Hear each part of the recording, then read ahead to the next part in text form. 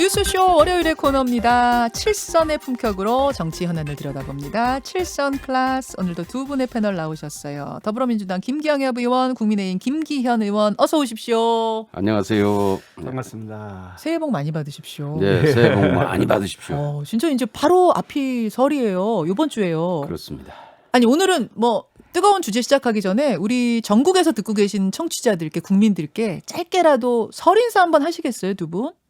누구 먼저 하시죠? 저부터 할까요? 김경엽 의원님. 예, 코로나로 가장 어려운 설인데요.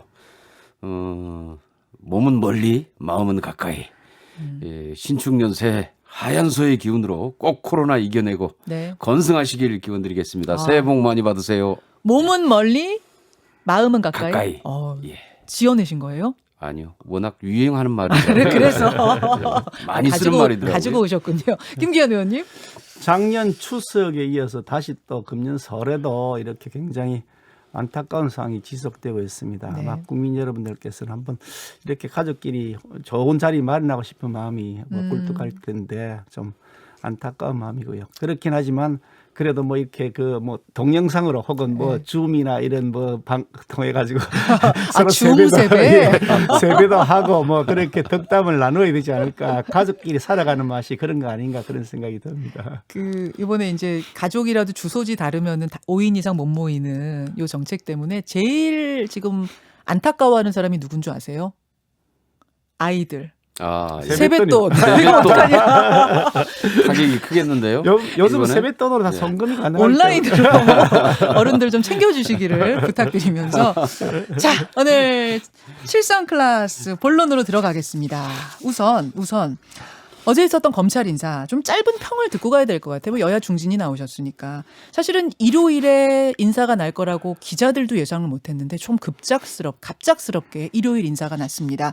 이성윤 서울중앙지검장 교체냐 아니냐, 이게 이제 최대 관심사였죠. 왜냐하면 윤석열 총장이 강하게 요구를 했다는 얘기가 들려와서 말이죠. 그런데 유임되는 것으로 결정이 났습니다. 자, 김기현 의원님 어떻게 평가하십니까? 이게 갈수록 태산입니다. 우리 박범계 장관에 대해서는 사실 여기서 같은 패널로 있었던 카운트 파티였기 때문에 그동안 제가 사실 좀 비판하는 얘기를 자제했는데 예. 이제 장관이 됐으니까 본격적으로 제가 하고 싶은 말 좀 하겠습니다. 네. 사실 이번 인사를 보면서 저는 추미애 전 장관 이 의문의 일패를 당했다 그런 생각이 듭니다. 추미애 장관이 의문의 일패요? 그게 법무행정을 할 때 박범계 장관처럼 앞에서는 없고 뒤통수를 쳤어야 되는데 추미애 장관은 바로 정면에 대고 이 말 들이받아서 이렇게 민심을 악화시켰다. 그거 큰 잘못이 있다. 그런 생각이 들 만큼 그런 의문의 일패를 당한 사람은 추미애다. 그런 생각이 드는데요. 그 말씀은 이번 인사가 뒤통수 치기 인사였다. 그 말씀이세요? 그렇게밖에 볼 수 없다고 보는 거죠. 실컷 다 협의한다 해놔놓고 알고 보니까 협의는 보여주기 쉬웠더라.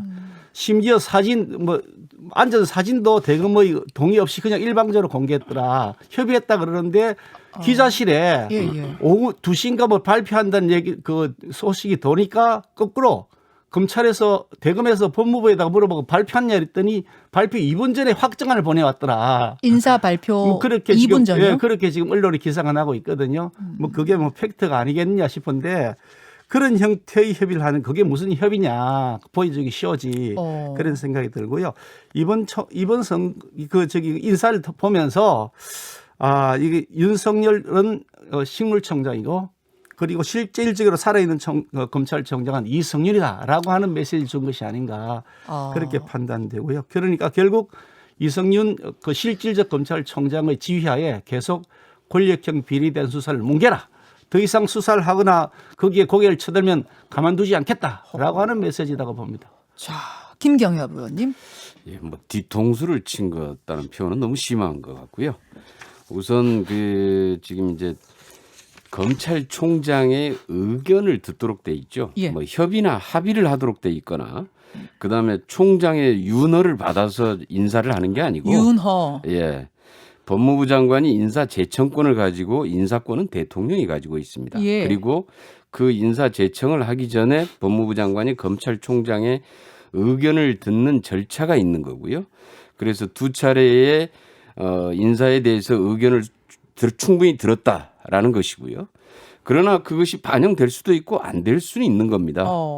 그런데 여기서 이제 문제가 우리 검찰의 고질적인 문제가 과거부터 어떤 특정 인맥을 중심으로 한 사단, 그 인맥이 가장 큰 문제가 됐었습니다. 누구누구 사단. 과거에 뭐 김기춘 사단부터 우병우 사단, 그다음에 이제 윤석열 사단. 그런데 이렇게 해서 특정 인맥을 중심으로 해서 검찰 내에 주요 이 보직들을 돌아가면서 서로 항상 다 독식을 해왔다.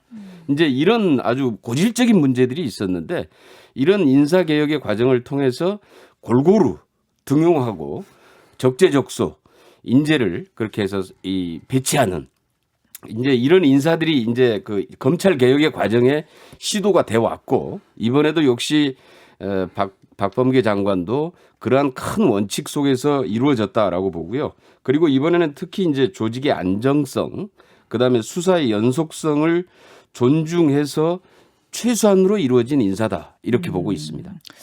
그러니까 누구누구 사단 중심으로 검찰이 이끌어져 오던 그것에 대한 어떤 혁파다, 그렇죠? 개혁이다 예. 이렇게 인사를 보시는 그게 지금 거고. 이제 검찰 개혁의 과정에서 계속 지금 해오고 진행해 오고 있는 과정이죠. 어떻게 보세요, 김기현 의원님? 지금 그 뭐 윤석열 사단 그러시는데 지금 검찰의 조직은 추미애 사단 일색 아닌가요?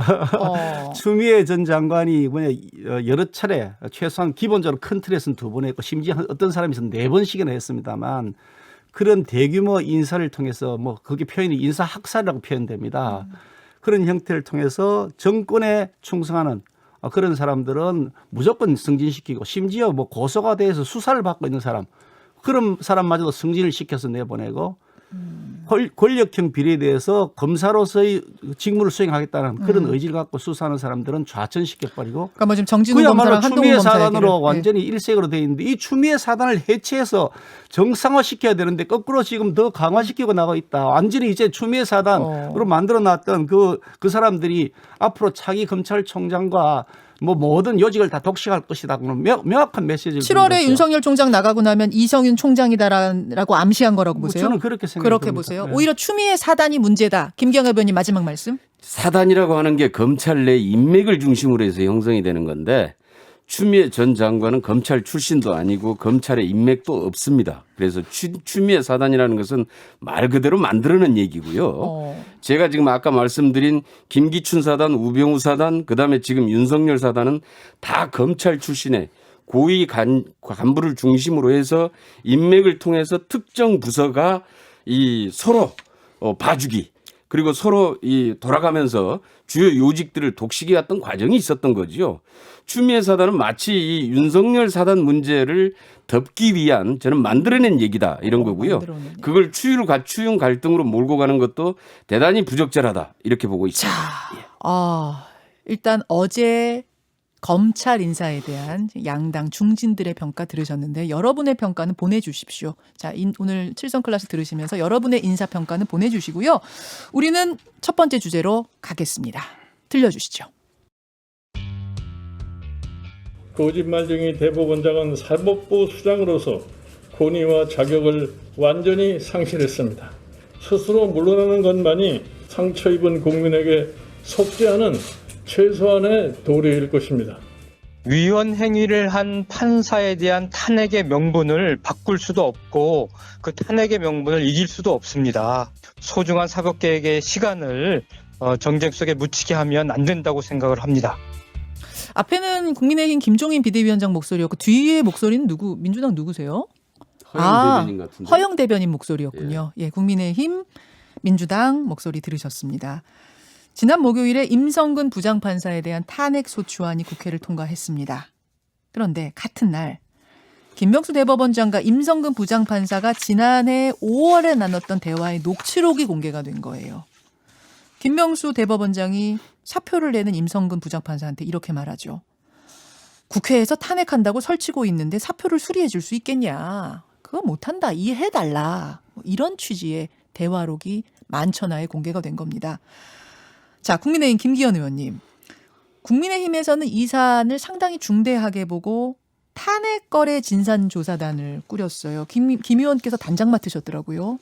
예, 사실 제가 뭐 법원 판사 출신이다 보니까 예. 단장을 맡아 있는데 그 제가 전직 판사를 했다는 것 자체가 자괴감이 듭니다. 어떻게 법원의 수장이라고 하는 사람이 이렇게 대놓고 공개적으로 그것도 공식 답변을 통해서 국민에게 거짓말을 해놓고 그에 대한 책임을 안 지고 그냥 시간만 지나기를 기다리느냐. 완전히 이게 이렇게 되면 판사는 증인에게 증언을 하면 위정의 처벌을 받기를 맹세한다라고 하는 선서를 받고 예. 피고인이 만약에 어떤 거짓말을 하면 명백한 거짓말을 하면 괘씸죄를 적용해서 징역 1년 보낼 걸 징역 2년도 보낸단 말이죠. 예, 예. 반성하는 기미가 없다 이렇게 하는데 그렇게 하는 게 판사입니다. 그 판사의 최고 수장이고요. 그런데 그분이 거짓말을 해놔놓고 앞으로 그럼 일선 법정에서 판사들이 재판할 때 피고인이 거짓말하면 괘씸죄 적용하면 안 되죠. 대법원장이 거짓말하고 그 자리에 앉아 있는데 이러니 어떻게 사법부를 신뢰할 수 있겠냐. 그러니 그 점에서 다른 사람도 아니고 이 사법부의 수장인 대법원장이 그것도 공식적인 답변을 통해서 거짓말을 했고 그 거짓말의 내용도 당신 탄핵받아야 되니까 내가 사표 수리해 주지 못하겠다라고 하는 얘기를 그것도 정치적 상황도 고려해야 된다라고 자기 입으로 명확하게 얘기해놓고 그게 기억이 안 난다라고 처음에는 아니라고 거짓말했죠. 아니라고 했어요. 나중에는 기억이 잘 안 난다 그랬는데 그것도 웃기는 거죠. 제가 그 자리에서 대법원장을 만난 자리에서도 그랬습니다. 기억이 안 나면 기억이 안 난다고 말을 해야지. 기억이 안 나는 거를 기억이 나는 것처럼 해서 그런 일이 없다고 하면 그것도 거짓말 아니냐. 그것도 다 재판하면 다 처벌합니다. 위정죄로 다 처벌하죠. 아, 그렇습니까? 그러니까 당연히 처벌하죠. 그 위정죄로 다 처벌하는 사안입니다. 아니 그렇게 재판을 하는데 이거 대법원장이 그렇게 거짓말을 해놔놓고 이렇게 가만히 앉아 계시면 되겠냐고 이제 그거 용달 내리라고 했는데 뭐 답변을 안 알겠습니다. 하시더라고요. 탄핵 이야기가 나오기 때문에 사표 수리 못 해준다고 말한 적이 없다고 했는데 녹취록 나온 다음에 기억이 안 나서 내가 그랬다라고 한 거. 심지어 사표도 제출한 적 없다고까지도 거짓말을 했습니다. 이거는 중대한 대법원장의 자격 상실 이유다. 그 말씀이세요. 김기현 의원님. 위증죄라는 건 재판장에서나 아니면 국정감사장에서 이제 발생할 수 있는 부분이요. 그렇다고 그래서 지금 김명수 대법원장의 그 해명 과정에서의 문제는 분명히 문제가 있고 부적절합니다. 예. 그건 뭐 당연히 비판받아서 마땅하다고 생각을 하고요. 기억이 없으면 기억이 없다라고 얘기를 하는 게 맞습니다. 물론이죠. 그리고 이제 본인은 뭐 9개월 전의 일이라서 솔직히 좀 착오가 있었다라고 얘기하는데 아무튼 그것은 부적절했다. 그 해명의 과정. 그건 부적절했다는 예. 것까지는 동의한단 말씀이세요. 예, 그건 동의하고요. 그러나 지금 문제의 핵심은 지금 그 문제보다는 왜 사표 수리를 하지 않았느냐라고 문제를 제기하는 건데요. 그것은 전혀 다른 문제입니다. 이 모든 공무원은 징계 사유가 있으면은 징계 절차가 끝날 때까지 사표 수리를 하지 않습니다. 예. 그리고 지금 탄핵도 그 폭넓게 보면은 그 징계의 하나입니다. 따라서 국회에서 탄핵 논의가 진행되고 있는데 사표를 제출하는 것 이것은 사실 이 탄핵을 회피하기 위한 꼼수인 거지요. 그러니까 왜 징계 사유가 있을 때 사표 수리를 하지 않느냐 하면은 징계를 회피하기 위한 꼼수로 악용될 것 같아서 그걸 못하게 하고 있는 겁니다. 모든 공무원은 그런 식으로 적용이 되고 임성근 부장판사라고 예외는 아니다 그 말씀이세요? 예, 그렇죠. 그래서 이런 경우에 사표를 제출했는데 이걸 만약에 대법원장이 수리했다면 오히려 그게 더 문제가 되는 거죠. 그것은 뭐 무슨 저기가 문제가 아니라 그 탄핵을 회피하는 꼼수를 스스로 인정을 하고 그리고 이걸 셀프 면죄부를 주게 되는 것이고요. 알겠습니다. 그럼 그 지금 두 가지 차원으로 좀 나눠서 볼 때 탄핵 때문에 사표 수리 못 해준다고 말한 적 없다고 거짓말한 부분에 대해서는 부적절했다 말씀하셨고 그건 분명히 하지만 사표 수리 안 해준 거는 그거는 맞는 행위다 지금 나눠서 말씀하셨어요. 그러면 거짓말 부분 가지고 사퇴해라라는 요구에 대해서는 어떻게 생각하세요? 그 부분은 이제 이미 본인이 9개월 전의 일이라서 착오가 있었고 사과를 했습니다. 예, 사과를 했고 그래서 이게 이제 이 문제는 처음에는 김명수 대법원장에 대한 탄핵을 추진하지 않았습니까? 처음엔 탄핵이었습니다. 예. 그러다가 이제 탄핵을 접었는데 탄핵을 접은 이유도 사실 뭐 민주당이 반대할 것 같아서 탄핵을 접었다 뭐 이렇게 보도가 되던데 저는 참 어리둥절했습니다. 언제부터 야당이 여당이 반대할 것 같아서 처리를 했을까 이런 생각도 들었는데요. 김기현 의원님 그래서 그러신 거예요? 왜? 우리 뭐 민주당이 마음대로 하니까 뭐 민주당이 마음대로 하는 대로 따라가야죠 야당이.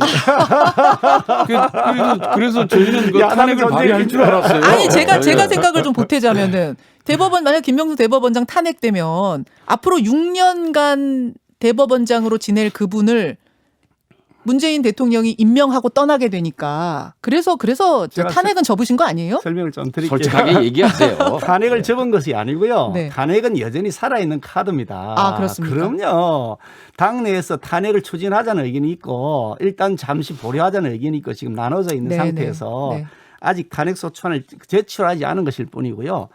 탄핵을 했을 경우에 어떤 고민이 있냐면 탄핵 초청을 제출해봐야 보나마나 민주당이 부결시켜 버릴 텐데 예. 그렇게 되면 결국 그게 면죄부 김명수 대법원장이 주니까. 면죄부 주는 거 아니냐. 그러면 오히려 도와주는 정당성만 거다. 도와주는 꼴이다라고 하는 고민이 있는 것이고요. 좀 전에 뭐 다음에 뭐 대법원장 임기가 네. 6년이 그렇게 생각하면 그 얼토당토 아, 아니야. 아니, 얼토당토 우리가 않습니까? 다음에 뭐 대선에서 이긴다고 해야 그게 의미가 있는 건데 이길지 질지 아무도 모르는 선거를 앞두고서 무슨 그런 얼토당토한 얘기를 하시죠. 이길지 질지도 모르는데. 조금 전에 뭐 사과하면 뭐 이제 사과를 했다 그러신데 그럼 사과하면 끝입니까? 그럼 아니 위정죄도 사과하면 그럼 처벌이 안 되는 건가요? 그런 얘기가 또 하나가요. 예. 좀 전에 이 모든 공무원들에 대한 뭐 징계가 개시되면은 사표 수리 안 된다 그러는데 이 그 임성근 부장판사는 이미 그 징계를 받았습니다. 이 탄핵 사유로 된 것을 관련해 가지고 그렇죠. 그래서 견책 처벌 이미 받아 끝났습니다. 징계 부분은 끝났다. 법원의 징계 끝났고요. 부분은. 네. 탄핵 때문에 뭐 사표를 수리 안 했는데 탄핵 작년 5월 22일에는 탄핵의 소추의 제출 절차도 없었습니다. 그때는 20대 국회 말기고요. 이 탄이라고 하는 추진했던 사람은 국회의원도 아닌 당선이신 분이었습니다. 이 아예 대화가 국회에 오갈 때. 탄핵 소추안이 제출된 적이 없는 거죠. 아하. 아무 소추안 제출된 적도 없는 사람에 대해서 예. 당신 나중에 탄핵 받아야 되니까 예. 사표 수리 못하겠다 이렇게 한 거기 때문에 그래서 권한이 남용이 있었다는 거죠. 그 말씀이시군요. 그렇죠. 그러니까 진짜로 탄핵 법적으로 말이 안 되는 조치를 한 거죠. 법적으로 탄핵 소추안이 올라가서 논의 중이고 뭐 이랬으면 모르겠지만 그때는 그럼요. 탄핵 소추에 탄자도 나오지 않았을 탄자는 때다. 나왔지만 아예 탄자는- 소추가 소자가 안 국회에서 나왔군요. 제출 안 돼. 그게 언제 제출됐느냐? 금년 1월 달에 그렇죠. 2월 달에 제출됐습니다. 그렇죠. 그로부터 무려 9개월이 지난 시점에 제출된 거죠. 자, 김경아 의원님, 그럼 듣고 보니까 정말 그 당시는 아무 진행이 없었던 때네요. 그러니까 이제 징계에 있어서도 위법한 행위를 중심으로 해서 징계를 하다 보니까 견책이 나온 거고요. 판결도 마찬가지입니다. 이 임성근 일심 무죄 부장판사의 나왔습니다. 판결도 예.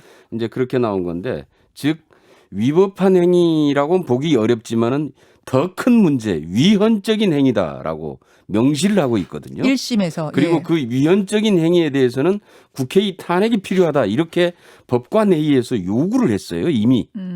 그리고 국회에서 이걸 탄핵을 할 것인가 말 것인가에 대한 논의가 진행이 되고 있었죠. 그런데 만약에 이런 상황에서 사표를 수리해버리면 탄핵을 하기가 어렵게 되고요. 그것은 국회의 탄핵권 자체를 오히려 무력화시켜버리는 것이 되는 거죠. 그것은 사법부의 수장이 해서는 안 되는 일이죠. 근데 그 당시 절차가 진행 중이 아니었는데 그럼 김명수 대법원장은 그러면은 국회가 무력화되겠구나까지도 그냥 자기가 생각을 하고선 이렇게 결정 내리는 게 맞다고 보세요? 그러니까 지금 여기에서 그 녹취록에도 보면 내용이 그런 거 아닙니까? 예. 지금 국회에서 탄핵을 하자고 저렇게 설치고 있는데 참 표현은 좀 거칩니다만 예. 그렇다고 이럴 때 내가 사표를 수리해 보려면 이건 국회에서 이 국회의 탄핵권을 무력화시켰다. 헌법 질서를 무너뜨렸다라는 당연히 그 비판을 피할 수가 없습니다. 아마 만약에 이때 사표 수리를 했다면은 당연히 아마 김명수 대법원장에 대해서는 제 식구 감싸기 했고 그래서 셀프 면죄부를 줬고 국회의 탄핵권을 무력화시켰다. 그 헌법 질서를 갖다 무시했다라고 하는 비판을 받게 될 겁니다. 실제로. 자, 김기현 의원님. 지금 그렇게 말씀하시기 때문에 저희들은 이 사건은 탄핵 거래라고 본다는 거죠. 그러니까 단순하게 탄핵이 논의가 됐다는 정도 수준이 아니고 탄핵을 하자고 하는 암묵적 내부적인 거래가 있을 것이라고 보는 거죠. 그러니까 김명수 대법원장이 분명히 이 임성근 부장판사는 탄핵이 될 것이다. 그 부분에 대해서 무언가 메시지를 전달받았을 것이다. 정치권으로부터? 그렇게 했을 것이라고 보는 거지. 그렇지 않고서야 어떻게 아니 작년 5월 무렵에는 탄핵소추안이 제출도 안 됐는데 당신 나중에 탄핵이 된다라고 이렇게 얘기를 하느냐. 그러니까 당신 사표 수리 못하겠다 하느냐. 이거는 무언가 언지를 서로 주고받았을 것이다. 그게 뭐 우리 상식 탄핵이 아니냐. 된다고까지 얘기한 건 아닌 것 같은데요. 아니 녹취록에. 당신 탄핵 받아야 되니까. 탄핵한다고 설치고 있는데 이렇게만. 아니 그래 탄핵 받아 그리고 아니 설치고 있다고 해가지고 만약에 그러면 아니 누가 당신 그 저기 잘못했다고 설치고 있다 그래서 사표 수리를 안 하는 경우가 있습니다. 대한민국 역사에 그런 일은 없습니다. 아하. 법 절차에도 그런 건 없고요. 자. 그러니까 뭔가 암묵적 거래가 있을 것이다. 저희들은 보는 것이고 단순하게 이탄희 의원이나 이수진 의원 몇몇 사람이 그 당시에 국회에서 탄핵 소추를 하자는 얘기를 한 적이 있었는데 그 사람들 아직 국회의원 신분도 되지도 않은 당선인 신분에 해봐야 초선인 사람들 말 듣고 탄핵 되도록 하기 위해서 계속 사표를 수리 안 하고 끌었겠느냐. 그리고 그때뿐 아니라 여러 차례에 걸쳐서 사표 수리해달라고 요구했다는 거거든요. 예. 근데 번번이 거절했다는 겁니다. 그러니까 그 흑막이 있을 것이다. 그래서 거래라는 표현을 쓰신 거예요. 탄핵거래라는 걸 저희들은 용어가 적합한 사안이다 이렇게 허허. 봅니다. 여기에서 김기현 지금 의원님. 김기현 의원님이 하나 굉장히 놓치고 있는 부분이 당시에 이미 전국 법관회의에서 국회의 탄핵이 필요하다라고 요청을 했었습니다. 그게 즉 다시 말해서 언제쯤이죠? 전국 작년 그 5월인가요? 예, 그것도? 그때 이게 이제 저기 하고 난 상황이었는데요. 그래서 이게 지금 국회에서 이게 탄핵 절차가 시작되겠구나라고 하는 게 이미 다 예상이 되고 있던 상황이었다라고 하는 점이고요. 그다음에 지금 탄핵 거래라고 하는데 거래라는 게 사실 어떤 것과 어떤 것을 주고받는 과정이 있어야 되는데 여기에 지금 보면은 그 녹취록을 보더라도 거래한 정황이라는 게 없습니다. 다시 말해서 이것을 지금 탄핵 거래라고 주장을 하는 것은 국민의힘이 이제 과거에 그 사법농단에 대해서 이 물타기 전략이 아니냐. 과거 양승태 사법부가 박근혜 정부하고 재판 거래한 초유의 사태 때문에 사실 이 문제가 발생을 한 겁니다. 그런데 이걸 실제로 지금 같은 경우 그 사법농단에 대해서 그 책임을 묻고 이런 부분에서 제대로 반성하고 거기에 대해서 잘못한 사람은 처벌할 건 처벌을 해야 될 상황인데 오히려 지금 이것을 탄핵 거래라고 하는 것은 그러한 사법농단 사태를 이 비유하거나 물타기했다라는 의심을 살 수밖에 없어요. 그래서 정말로 과거의 이 국정농단이나 사법농단에 대해서 국민의힘이 책임 있게 생각을 한다면은 지금이라도 이런 그 비유하는 것처럼 이렇게 오해받을 수 있는 행동은 하지 않는 게 저는 좋다라고 생각을 합니다. 전국 법관 대표회의에서 탄핵 절차 검토 필요하다라고 결의를 한 건 2018년 11월 19일이었네요. 제가 지금 찾아보니까 2018년 11월. 자, 김기현 의원님. 그러니까 이런 거죠. 그게 2018년 11월 이후로 작년에 지금 5월 22일에 이게 그 사표를 대화. 수리 안 한 건데 그때 지나도 1년도 더 지난 시점, 1년 반이나 더 지난 시점 아닌가 그러면 네. 그때 아니 탄핵 논의가 진행도 안 된 시점에 그걸 탄핵이라고 얘기하는 것도 우스울 뿐더러 분명히 그 김명수 대법원장이 한 발언 이래 되어 있습니다. 국회에서 논의가 되고 있다. 정치적인 이 상황도 자기는 살펴야 된다라고 얘기해. 거기다 뭐라 톡 까놓고 얘기하면 그렇다고 얘기했습니다. 그래서 자기 솔직한 마음은 국회에서 탄핵 논의가 되고 있는데 너희가 사표 수리하면 국회에서 내가 무슨 얘기 듣겠나 이렇게 자기가 발언한 겁니다. 그러니까 뭐 법관 대표회의 그건 아예 안중에도 없었고 까맣게 잊어버린 거고요. 국회에서 탄핵되도록 하는 뭔가 암묵적 조치가 서로 간에 얘기됐을 것이라고 보는 거지. 아까 좀 전에 무슨 대가로 말씀하시는데 사실 김명수 대법원장은 그 당시 춘천지방법원장 하고 있었는데 법원 서열로 보면 한 42 정도 서열 될까 서열로 따지면 네. 한참 밑에 서열입니다. 아예 대법원장이 아니라 대법관도 될똥말똥인 사람이었는데 대법원장을 시켜줬거든요. 그 얼마나 그 성은이 만극합니까? 별초 번하고 쉽겠죠. 그게 우리 상식 아니겠습니까? 그런 거래 아니겠느냐 지금 그 말씀이신 그런 걸 거예요. 포함해서 계속해서 자신의 지위를 보존하고 싶은 그런 마음이 있을 거라고 보는 거죠. 자, 지금 1분 정도 남았는데 그럼 저는 이제 조금 더 큰 이야기가 궁금합니다. 임성근 판사 그럼 탄핵 그 자체에 대해서는 김기현 의원님 생각은 어떻고 김기현 의원님 생각은 어떤지 마지막에 듣고 끝내죠. 임성근 판사가 한 행위에 대해서는 옳지 않다고 생각한다고 말씀을 공개적으로 다 드렸고요. 그러나 옳지 않다는 사유로 탄핵이 되는 것은 별개의 문제입니다. 탄핵을 하려면 분명히 헌법과 법률에 명확히 위반이 돼야 되는데 지금 무슨 헌법을 위반하니까 헌법 대한민국은 민주공화국이다. 모든 국민은 주권은 국민에게 있다는데 그 헌법 조항 위반했답니다. 아니 임성근이가 헌법 1조를 왜 위반했습니까? 이런 터무니없는 법조항 그리고 구속하거나 압수해갈 때는 영장에 의해서 해야 한다는 그런 조항 그 헌법 13조로 되어 있는데 그 조항을 위반했다는 겁니다. 아니 그걸 왜 위반했죠? 아니 거기에 임성근이 거기에 무슨 위반을 했습니까? 그러니까 이렇게 얼토당토 않는 법조항을 가지고서 위반했다고 하니 이거 꿰어 맞추기도 너무 심하다. 그래서 그런 길들이기다라는 얘기를 하시는 그런 거고. 자, 얘기죠. 김경엽 의원님 마지막 발언. 우리 이제 김기현 의원님이 지금 이 상황을 지금 정확히 잘 모르시고 하시는 것 같은데요. 이거는 지금 그 조항 때문에 지금 저기 하는 게 아닙니다. 핵심은 헌법상에 나와 있는 법관의 독립을 침해한 겁니다. 그 헌법이 몇 조인지 제가 지금 정확히 기억은 못 하는데요. 예. 20몇 조인가 아마 그럴 겁니다. 법관의 독립을 하게 되고 그 독립을 침해한 것에 대한 이것은 탄핵입니다. 그리고 당연히 탄핵 사유가 되고요. 그래서 이미 법원 내부에서도 이건 탄핵 사유다라고 얘기를 했던 것이고 위헌행위라고 하는 게 임성근 부장판사의 판결문의 내용이도 위헌이라고 적시를 해놓은 게 6번이나 나옵니다. 그래서 이런 위헌적인 사유에 대해서 당연히 국회가 해야 될 일이고요. 그것은 국회의 임무고 만약에 국회가 이 일을 오히려 하지 않으면 아마 국회가 직무이기라는 얘기를 듣게 될 겁니다. 자, 알겠습니다. 한 말씀 더 드려야 되는데. 아우, 지금 시간이 그게 10초. 그 판결에도 그게 법관의 독립을 침해한 것이 아니라고 판결이 나가 있습니다. 그 1심 판결문 그렇게 되어 있습니다.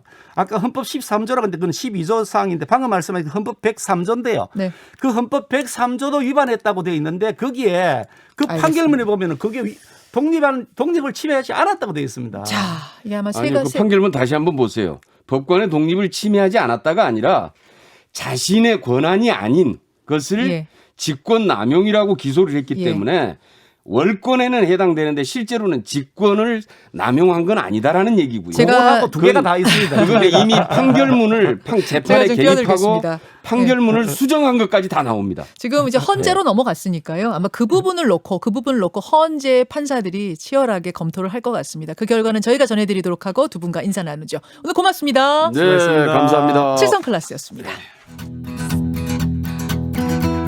김현정의 뉴스쇼는 청취자 여러분의 참여로 이루어집니다. 트위터, 페이스북, 레인보우 게시판, 그리고 단문 50원, 장문 100원의 유료 문자 샵 1212, 우물정 1212 통해 참여하실 수 있습니다. 김현정의 뉴스쇼, 여러분과 함께 만듭니다.